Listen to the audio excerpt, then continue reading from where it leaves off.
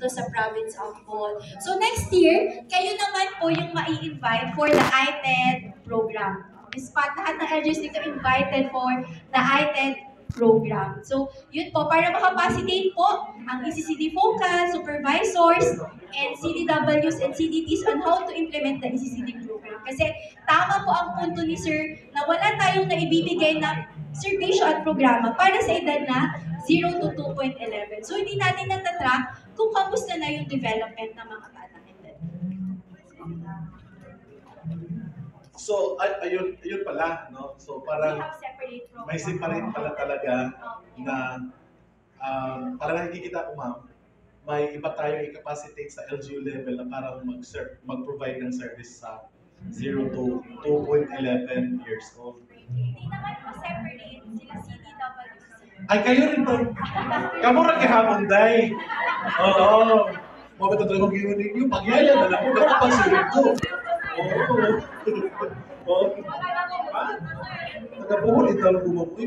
Nagtinagalog lang ko. Kaya nga ito ang resource ko ako facilitator kay Tagalog. So kailangan Tagalogin natin ito. Mag-inusapay tayo ngayon. Nakikita ko, ma'am, diba? Board na naman yan sa mga SWDOs. Kasi sino bang daycare worker dito na mag-ano pa? Kasi ang boarding nga namin ngayon, ma'am, nasa 3 to 4.11 years old, nagkandarapa pa nga, tapos nagdagan pa sila, ma'am, nag-iba pang ano. So kaya nga sinasuggest ko na sa kanila, magyaya na lang sila. Malaki pa ang sahod. Kasi mag-daycare worker. Diba? It's a joke lang, pero totoo po. Kasi kami nga sa MSWDO na nag-supervise lang, no? Bigat na nga sa damdamin namin na nahihirapan yung mga child development workers natin. So parang naisip ko tuloy, ma'am, wag mo na lang kami i-training next year. Hindi pa, oo, kasi yan pa, isa pa. Ang isa pa doon sa recognition na binanggit ni Ma'am kaganina, all or nothing pa pala ang lahat ng indicators doon. Nako, may ano ako dyan, ma'am, mamaya na lang. May tinanakit ako dyan. Pero dito muna sa listahan ko, ma'am, kasi nakakuhan to eh. Ang private din ba na child development centers ay covered din sa supervision ng mga MSWDO or sa ECCD as a whole? Ang pag-recognize po ng mga private learning centers ay under din po ng MSWDO. Yan na. Yan na. Ito na ngayon, ma'am. Ito na ngayon, ma'am, ang dilemma namin. Kasi, sino ba si MSWDO at sino ba ang nagsusupervise sa daycare? Kasi isa lang naman. Hindi ka mamulga. Marami ka bang social worker doon na sa kadami-dami pong child protection issues at nasa RTC na yung karamihan, hindi pa nga namin ma-okupa. Tapos ito pang sa daycare, depende pa yan sa laki ng LGU. Di ba? Buti na nga lang sa akin, 19 lang. Pero sa 19, pero badlungon puntanan, arang pahita ko. Arang pahita na ng 19 ko eh. So ngayon, ang nakikita ko kasi, ma'am, ito, bakit sa bagay, naintindihan namin na sa jurisdiction, nasa amin talaga.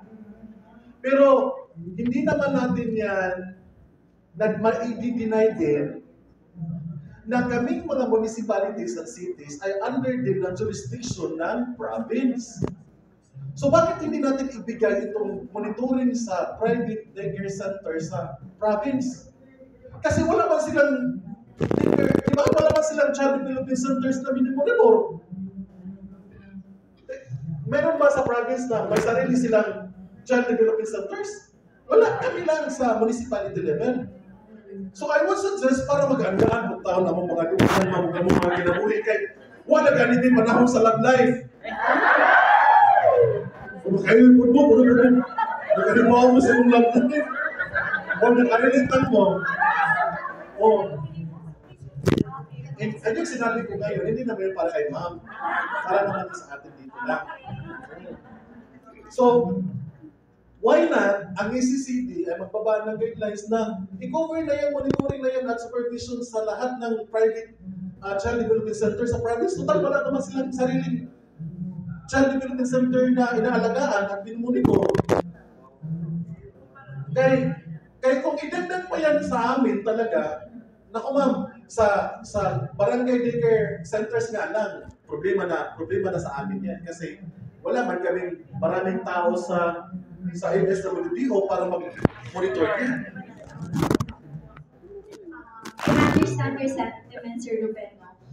Pero kung susundin po natin yung standards and guidelines for center-based ECCD program, pati po yung guidelines on registration, granting of permit, and recognition process. Nakalagay po talaga doon that private learning centers po ay under po ng MSWD office. So kayo po talaga yung mag-monitor at sa recognition process, kayo din po yung in charge doon. But if you are suggesting na ibigay po siya sa province, I think po medyo matagal siyang proseso kasi kailangan po munang mai-amend yung registration kasi yun na po yung nasa document natin. Hindi po natin pwedeng baguhin kung ano na yung nasa guidelines natin.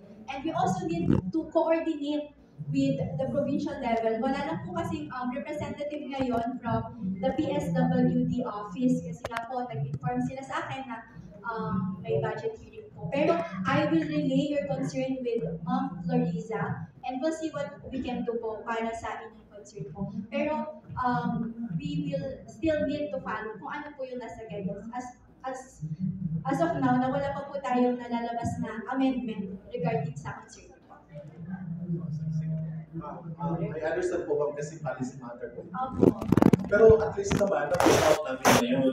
At hindi ko alam sa ibang probinsya, nag-post out pa sila ng similar na pag-voice out mo ngayon. Pero ito kasi yung parang fair sa atin. Kasi kung nakikita natin na active naman yung province sa participation nila doon sa pag-prepare sa pag-accredit ng mga workers and centers natin, why not i-lobby natin sa kanila itong mga private. No? So yun lang naman ay suggestion lang. Ma'am, sa SAF at sa GANFAN, dito ako sa SAF kasi ngayon ko lang talaga nabasa, o hindi ako nag-attend ngayon ko lang talaga nabasa yung RA 10410 sa section 7 na kasama pala ang ECCD sa SAF. Pero doon sa menu ng utilization sa SAF, yun doon ako duda na wala ang ECCD doon.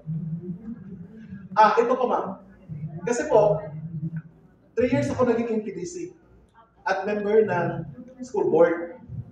Pero ngayon nagiging MSWDO na ako, meron bang MSWDO dito na member ng school board? Wala. So, dapat sana ito, 2013 pa itong batas na ito di ba? So, dapat 2013 pa lang automatic